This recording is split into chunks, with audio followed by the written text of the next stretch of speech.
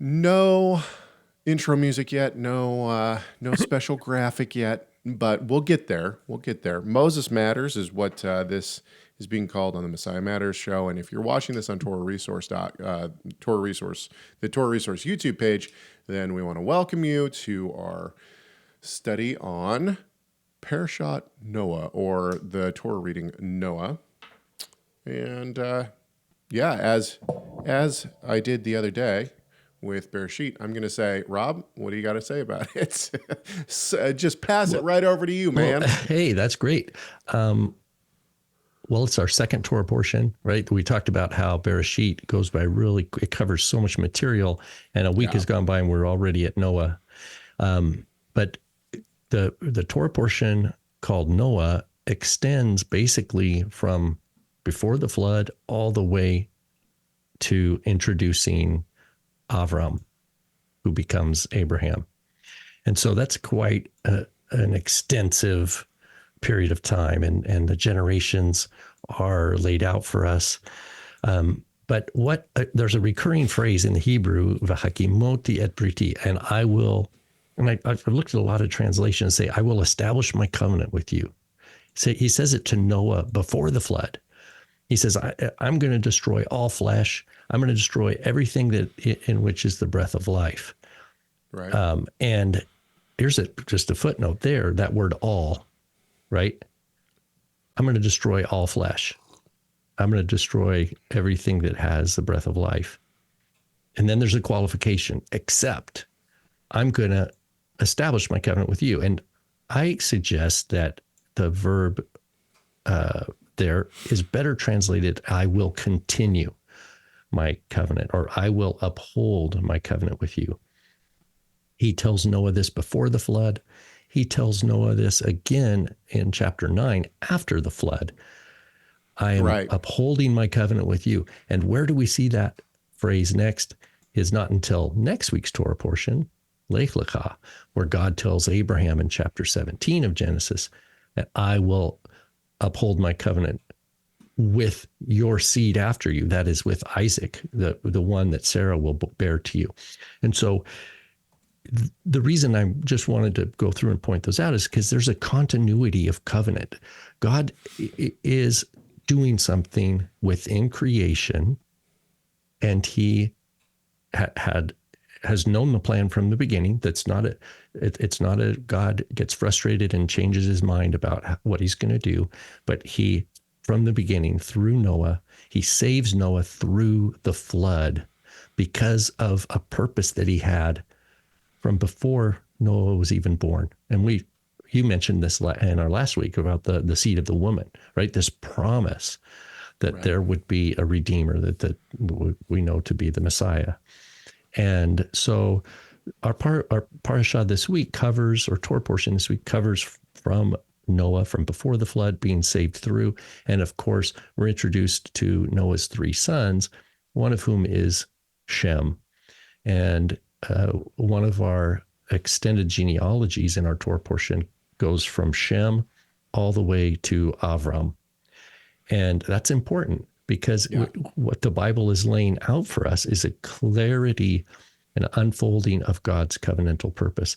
And I have to say, go ahead. And on that note, the genealogies are so important because last week we talked about this idea of the seed, right? The promise to the woman, or technically speaking, it's actually the God's talking to the serpent, but it's the promise to the woman that her seed will come. And so now we're starting to track the line of when this seed will bruise the head of the serpent, right? So the genealogies in here are actually very important. And when we get to Abraham, right, to Avram, to Abram, we see that he's given another clue, like it's another puzzle piece to this prophecy of, in your seed all the nations of the earth will be blessed. Okay, keep going. Yeah, and one of my it might sound silly, but one of my favorite verses in the whole Torah is tucked. It's a single verse at the very end of Genesis 11. So right at the very end of our Torah portion this week is 11 verse 30, and in Hebrew it's Vatahi Sarah Akara Ein La Valad, and what it means is now Sarai was barren; she had no child. Okay, why is that my favorite? because it's one of these verses that's so easy to read through. You're reading all these genealogies. You read about Terah and his sons and Avram, and he's married to Sarai, and then it just tucks this little thing. Oh, by the way, Avram's wife was barren. She had no child. So it's like, But then what we see next week with Lech Lecha, Genesis 12 and on, God tells Avram how he's going to make his name great and bless him, and all the nations of the world will be blessed through him. And in his seed, right, all the nations of the world will be blessed. And we're set up with this kind of a core mystery. It's a conflict. It's like, wait a minute.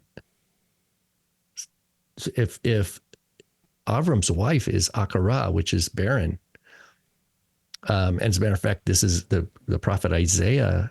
I think it's chapter 54 of Isaiah. He says, rejoice, O barren one, and be glad, you who have no children.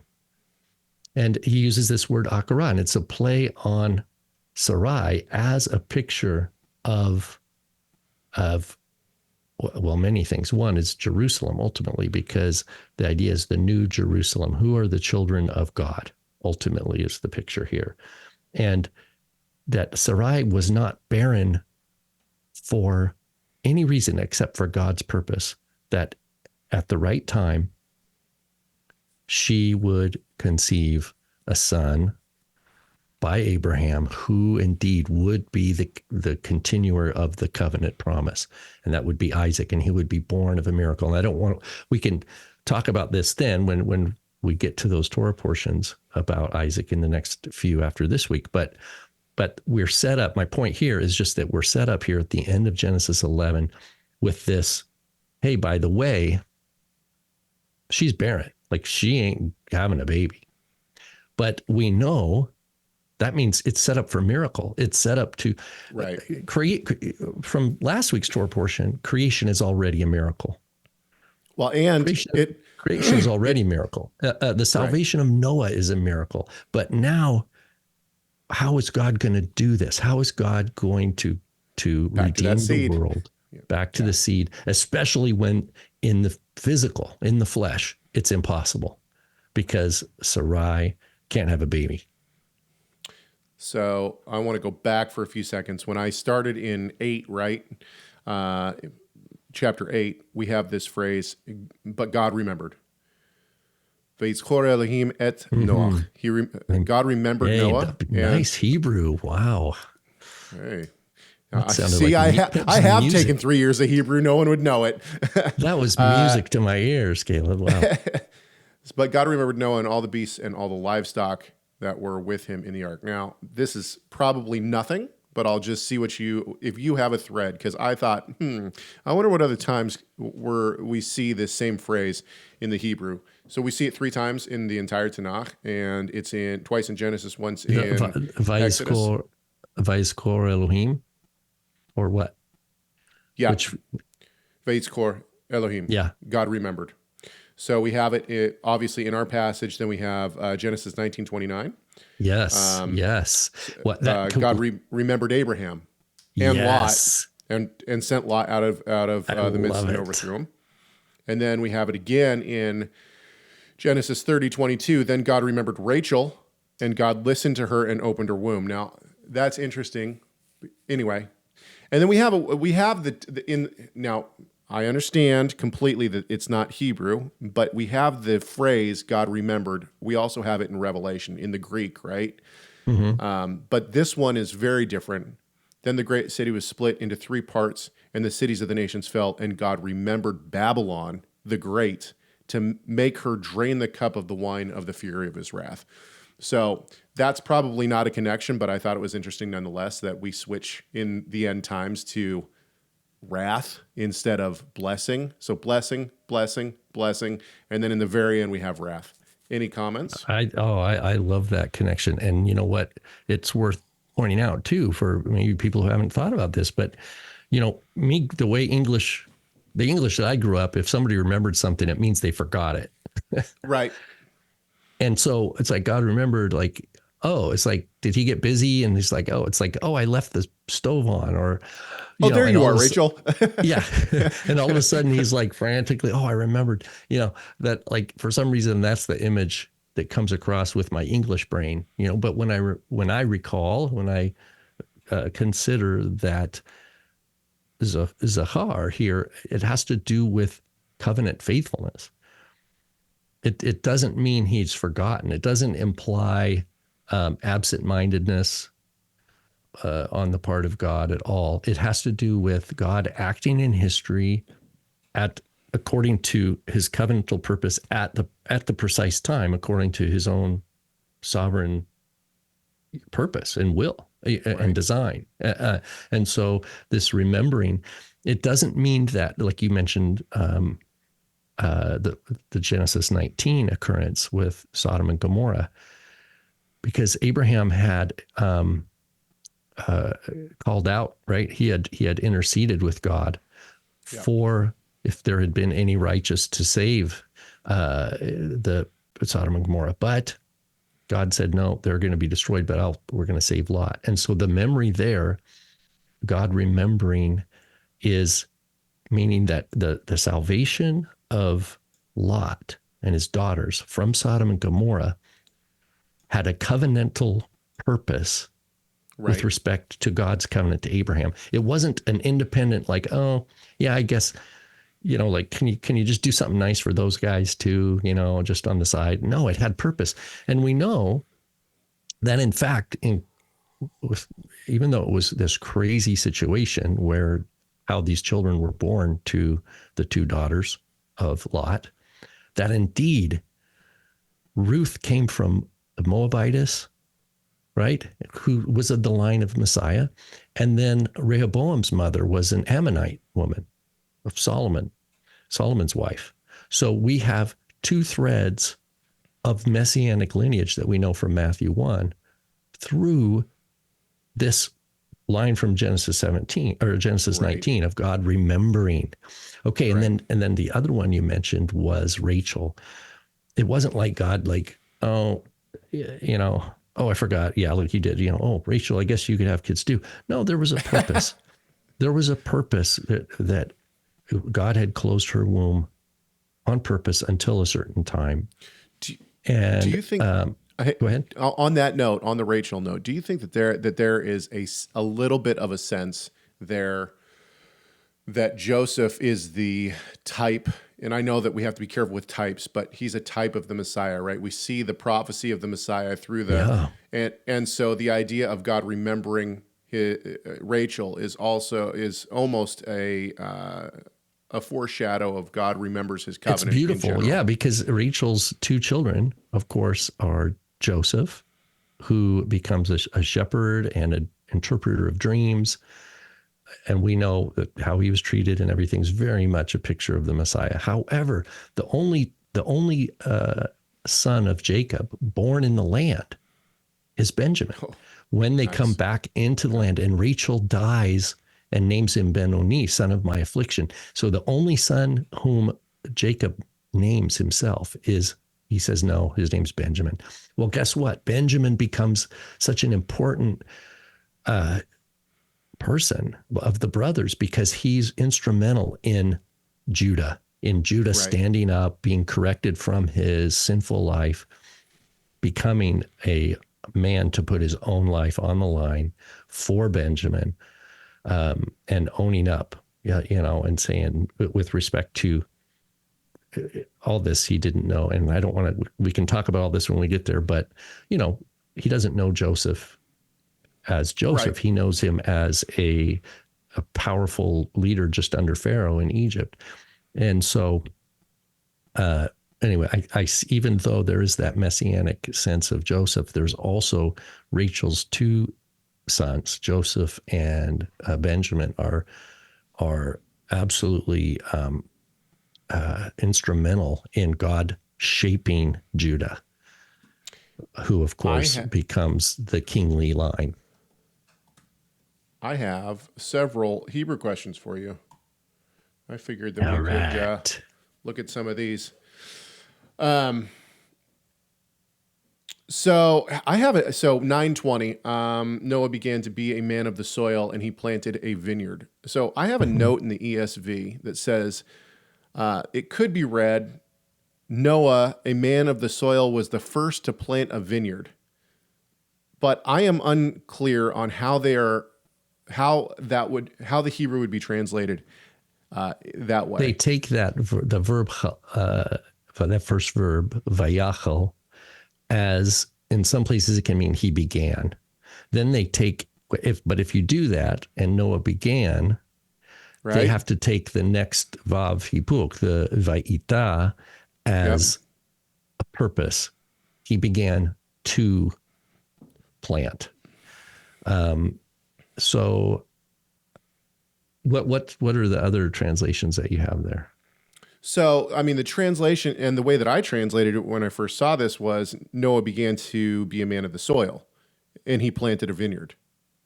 Yeah. So what they did is the question is, if you say he began to be, the translations will, in English, will insert the verb to be. And Noah began as a ish ha'adamah, and Right. he planted a vineyard. So yeah, this verb vayachel here, vayachel technically is a strange one because it's used in our Torah portion where it says, "And men began to call upon the name of the Lord," and that was from Parashat Bereshit at the very end of chapter 5, which is a slightly different version there. They translate it, and man began to profane the name of God. So there's a difficulty with the root that has the chet and the lamed in it, whether it has to do with beginning or whether it has to do with profaning. So they're like people might think that we're in the Hebrew weeds here, and maybe we are, and that's fine. The reason I bring it up is We're in the because Hebrew vineyard that Noah planted. yes, exactly. Well, actually, so the reason I bring this up is because my brain has been very much. I'm reading a lot on wine production in the Greco-Roman world, and Yeah. specifically from 600 BC all the way into about 300 AD, so I'm reading a fantastic book right now. I got done with a book that was on Roman symposiums and wine, and it was a shock to my sheltered system. And now I have moved over into Roman wine production during that time period in a fantastic book that I just picked up. And so I've been thinking about wine production and the formation of wine production. And so when we get to this passage, I see Noah already knows somehow he knows the in and outs of wine production. In other words, he creates a vineyard and it seems like he knows what he's doing. And this got my brain thinking about, well, okay, we've already talked about Cain and Abel in our last passage, and the fact that both of their offerings could be an offering in the temple, right? First fruits was something that you could bring to the temple and was commanded to be brought to the temple, right? The first fruits was supposed to be offered to God. And then also the firstborn of your livestock is also supposed to be offered to God. So we're in the realm of offerings to God here. It seems to me like wine libations and or alcoholic libations, whether it's beer or whether it's wine or whether it's harder alcohol, right? We have the command: if you live too far, you can sell your offering and then take the money and buy whatever your hearts can desire, which would include strong drink, right? So that could probably be wine, some kind of alcoholic beverage. Anyway, so all of this got me thinking, well, at what point did God tell humankind what was an acceptable offering to him?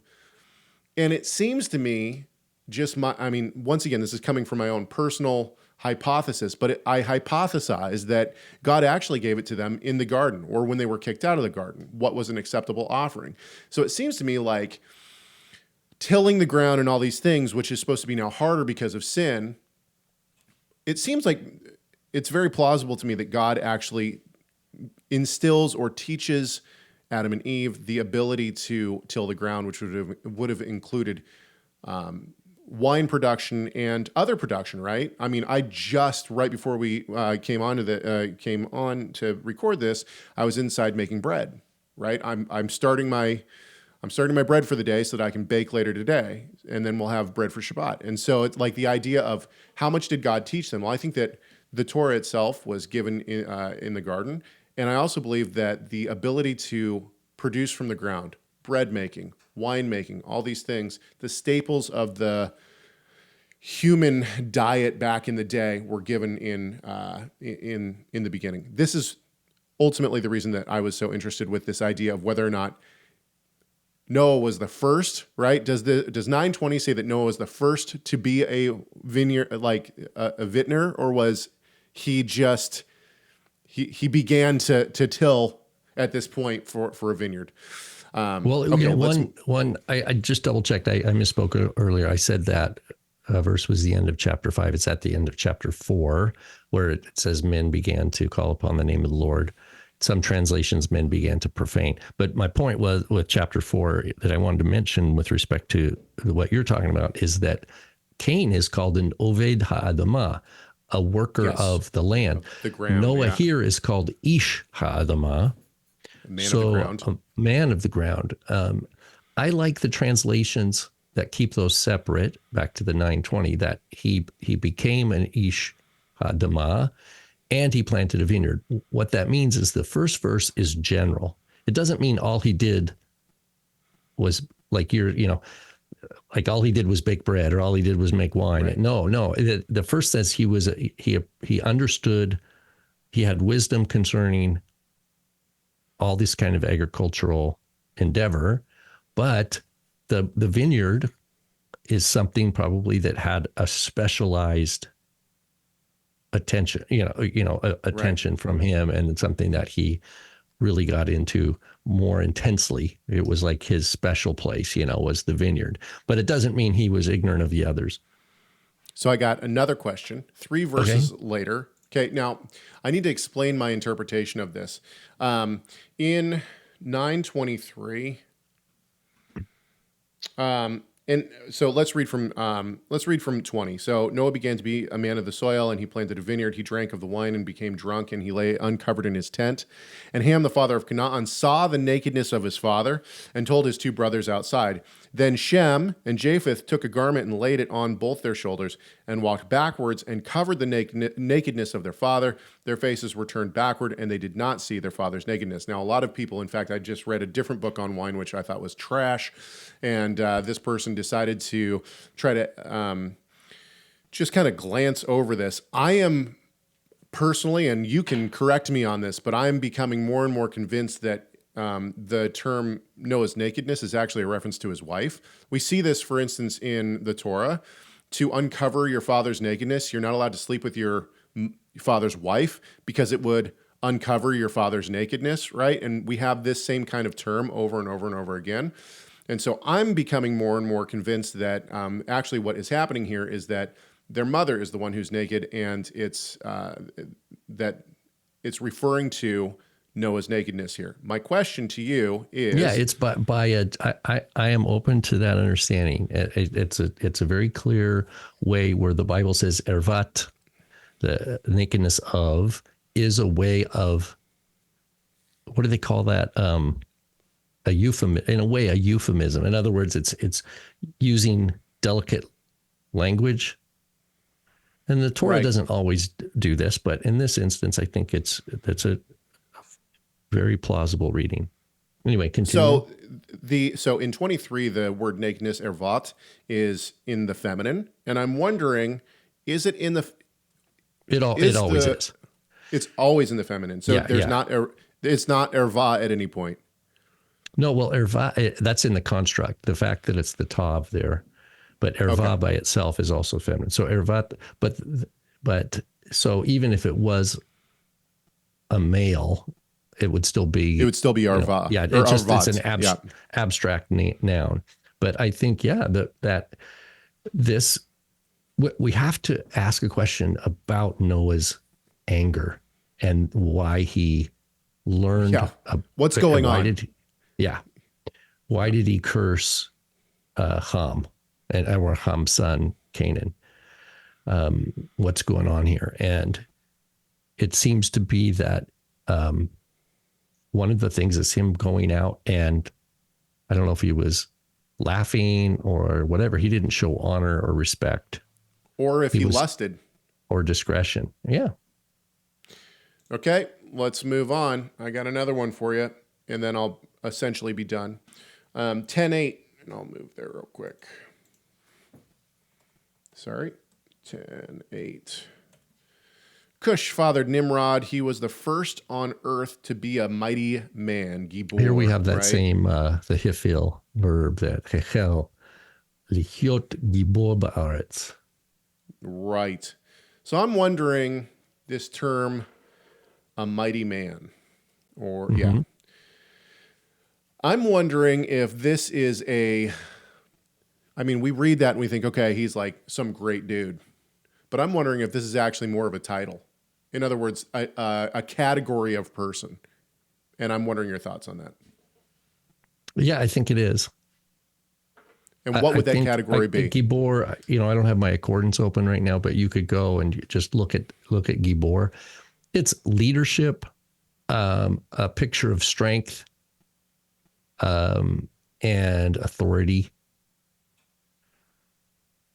But do you think it's a specific category for, like, in other words, the mighty men are in this category? In other words, it's not that everyone who is a great person is in that category, but that maybe that there's something unique about the term a mighty man here in our passage and in the rest of the Tanakh. Let me open this up. The very next verse, he was Gibor Tzayid lifnei Adonai. Thus it was said, like Nimrod, Gibor Tzayid lifnei Adonai. Like he had some sort of special giftings, in that set him apart to be named, like this.